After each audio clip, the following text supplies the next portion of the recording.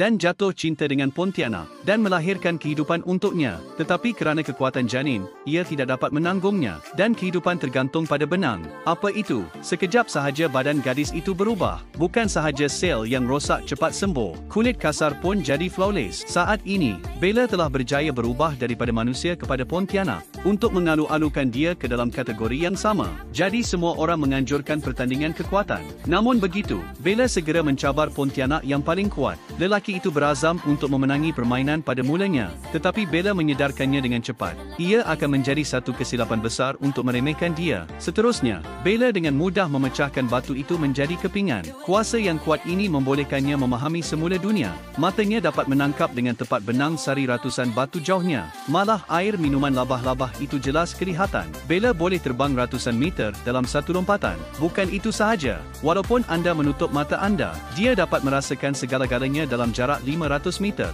Namun, sesuatu yang pelik berlaku ketika ini. Anak perempuan Bella cepat membesar. Dia sebenarnya membesar 6 atau 7 tahun dalam masa seminggu. Musim sejuk akan datang tidak lama lagi. Kebolehan anak perempuan saya semakin kuat dan kuat. Satu lompatan boleh mencapai lebih daripada 10 meter di atas tanah. Dan semua ini dilihat oleh wanita itu dari jauh. Bella yang sedar akan bahaya itu tergesa-gesa mengejarnya, tetapi masih tiada wanita yang ditangkap. Bella yang pulang ke rumah tergesa-gesa memanggil semua orang untuk berkumpul. Kerana anak perempuan saya bukan Pontianak, tetapi ia mempunyai kuasa yang besar. Ini adalah penjelmaan budak lelaki syaitan yang dahagakan darah legenda. Dan di kalangan Pontianak terdapat sekumpulan penegak undang-undang. Mereka tidak akan membiarkan anak perempuan Bella pergi. Jadi semua orang pergi untuk mencari Pontianak yang kuat. Mahu menggunakan kuasa mereka untuk membuktikan bahawa anak perempuan mereka bukan anak syaitan. Kemudian mereka mencari Pontianak yang boleh memanipulasi air, dan seorang yang kuat yang boleh mengawal dan membunuh. Malah bintang kembar Amazon datang untuk membantu.